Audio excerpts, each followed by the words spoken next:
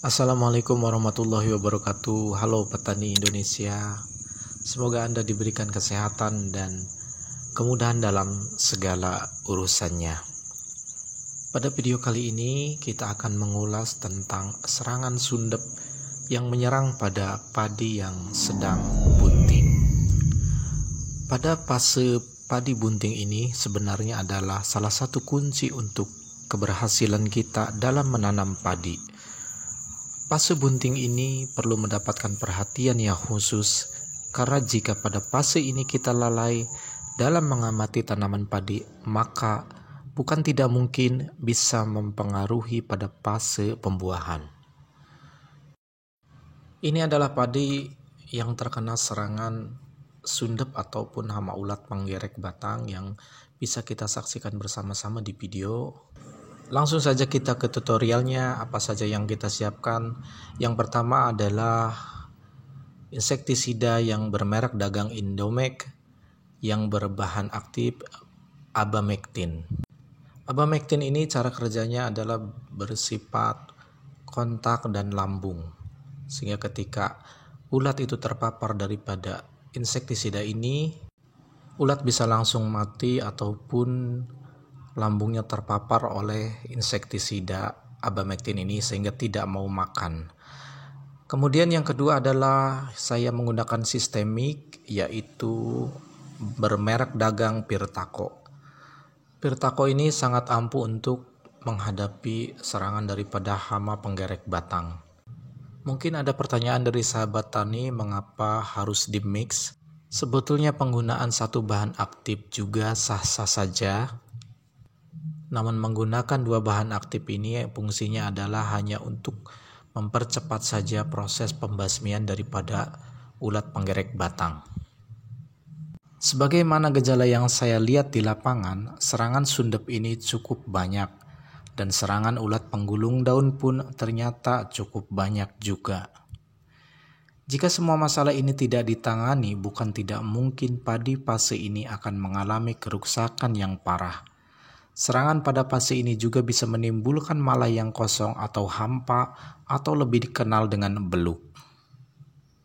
Maka untuk menghindari hal itu terjadi, hendaknya kita harus selalu sigap ketika memang gejala sundepnya sudah mulai terlihat.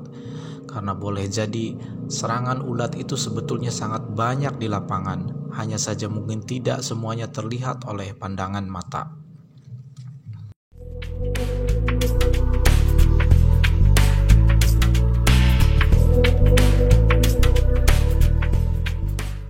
Hendaknya selain daripada cara kimia, kita juga menggunakan cara-cara yang manual dan alami, yaitu dengan mengeringkan airnya terlebih dahulu. Karena ini bermanfaat ketika memang insektisida yang jatuh ke dalam tanah ketika airnya kering, maka akan dengan mudah ulat-ulat tersebut terpapar oleh racun insektisida. Jika penggerek batang menyerang pada fase pertumbuhan atau vegetatif, tanaman masih sanggup mengkompensasi akibat kerusakan oleh penggerek batang sampai 30%, karena padi masih bisa membentuk anakan baru. Namun jika serangannya terjadi pada fase generatif atau pembuahan, bisa menyebabkan kerugian yang besar. Ini terjadi akibat dari ngengat yang terbang cukup banyak bersamaan dengan padi yang mengalami bunting.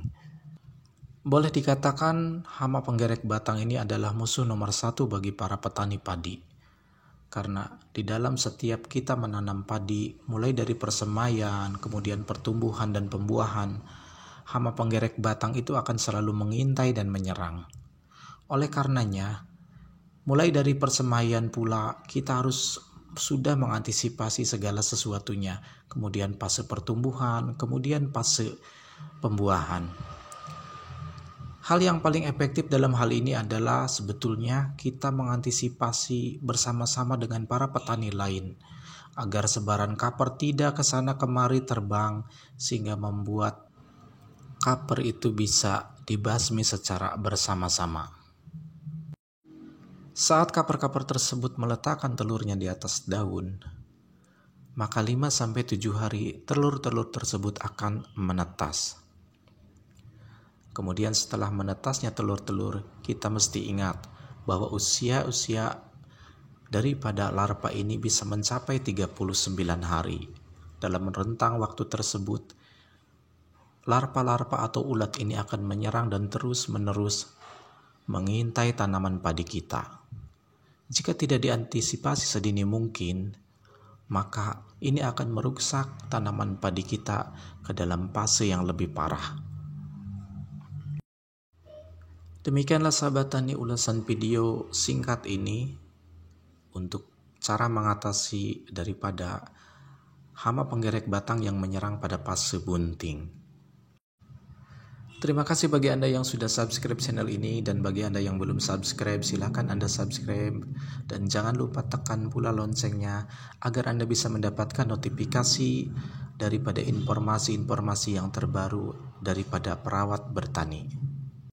Dan semoga padi-padi kita mendapatkan hasil panen yang melimpah agar petani tetap bisa terus-menerus menanam padi sebagai bagian daripada pejuang pangan.